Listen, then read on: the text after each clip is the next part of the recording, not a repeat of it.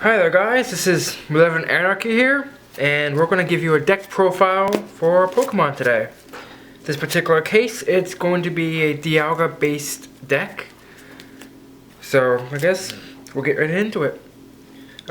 Boss of the deck, as I said, is going to be Dialga EX. It's a decently powerful card, 180 HP, Chrono Wind being its main selling point.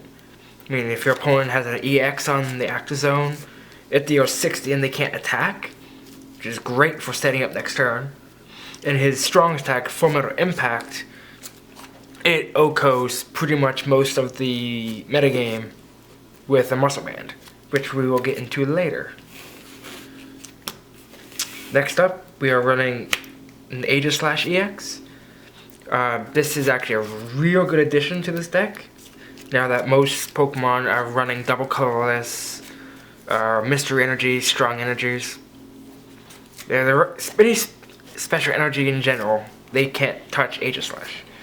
And his Slash Blast is fantastic because it does a minimum of 100 when it's got nothing but steel energies attached to it.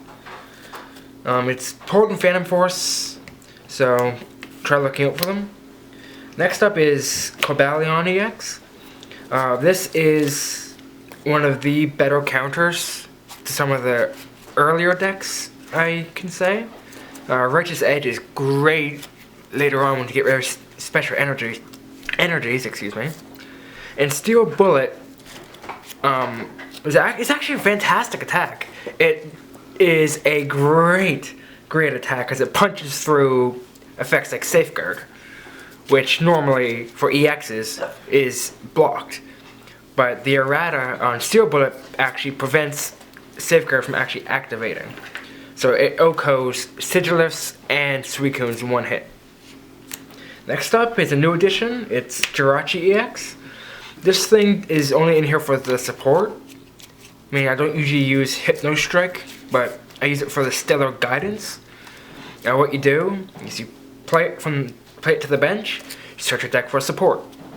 If you happen to run a Z in the deck, it's a great target to bring back, because then you can play it again, get card back from the deck. It's got 90 HP, it's kind of low for an EX, but its versatility is great. Highly recommend you at least one. Next EX on the list is Keldeo. It's actually a fantastic in this deck because of Float Stones. You rush in and you Float Stone out for free. Lets you get off and lets you get your Dialga into the active zone or your Aegislash. It's a great way to set up, and even Secret Sword is going to do a nice 50. It's a little bit of investment, but it pays out in the long run. Next we are running 2 Heatrans.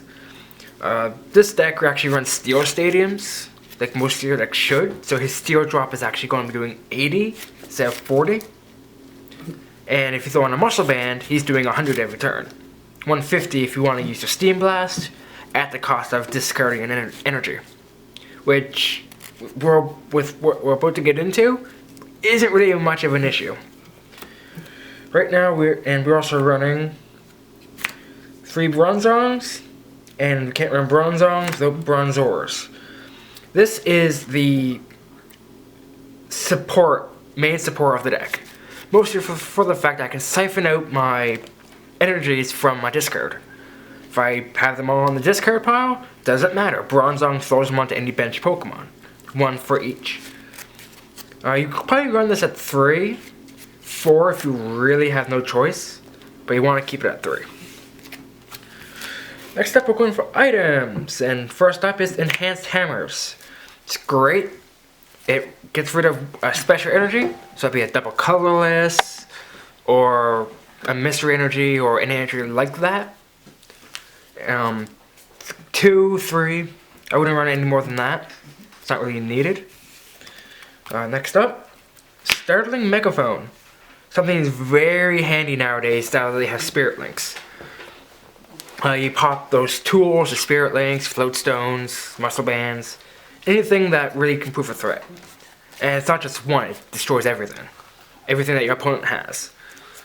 Most decks can run a lot of tools, some don't, but personally nowadays that you see megas, now with Primal Clash coming out in a couple weeks, you're going to be seeing a lot of Kyogre and Groudon Spirit Links.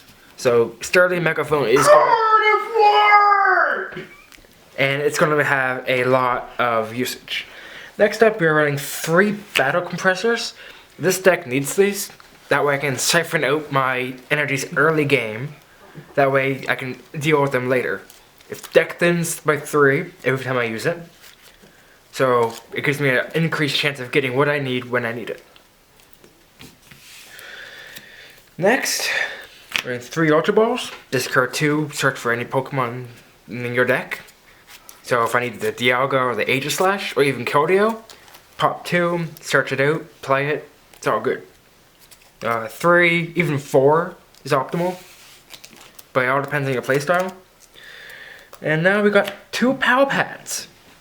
They're actually really good late game or even mid game for the fact that you can just shuffle in any 2 supporters. You play a Lysander, you play a Shauna, you shuffle them back into the deck. And it gives you the necessary deck shuffle. 2, I'd say 3 maximum, but no more than that. Next up, VS Seekers. This is mandatory in most decks because they give you that supporter back, like Chorus or Shauna. You mostly see it used with Chorus. I recommend 2, 3, at least. Just about done with the items here, we have 2 Float Stones. Float Stones are hard to come by now, mostly for the fact that they came in Plasma Blast. Not Plasma Blast, sorry, Plasma Freeze. Oh, batteries cost! Oh. You had it right the second time, sorry. Excuse my partner down there, he kind of messed me up. I'm sorry! Plasma Freeze. It's a great item, especially in this deck where I can Float Stone my Keldeo for a free rush in and retreat, as well as a Dialga or an Aegislash. Really highlights, if you're running these, do what you can to find them. If that means ordering them offline, or maybe your local store has sell singles, because that's what we found these. $2.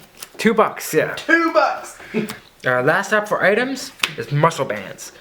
This is great in this deck for late game because it increases damage by any attack by 20. Which, if you throw it on like an Aegislash, it's doing a lot. If you do it onto a Dialga, it's going to O-cope pretty much everything that's not a Mega or has more than 180 HP. It's a real threat late game to clean up. Next up, we're going on to supporters, and the first up is AZ. You don't see a lot of AZs being used, mostly for the fact that when you return a Pokemon to the hand, everything on it goes away. All your energies. The reason that I run this is because of the Jirachi. I play the Jirachi, get a supporter. Play the AZ, bounce the Jirachi. Play the AZ, or AZ Jirachi, and I get another supporter for free. It's actually a really good card. I'm running 2 Fan Clubs. You search your deck for any 2 basics, so it gives you the evolution chain that you need, or the EX that you're desperately wanting. Let's say 2 to 3 to run. Next up, we have 2 Lysanders, or Lysandres, however you pronounce it. You force my opponents to switch. Anything that you choose. This is great late game, early game, mid game, it doesn't really matter. So long as you can get what you want out into the field anytime you need. This is another great target for Jirachi and the VS Seeker.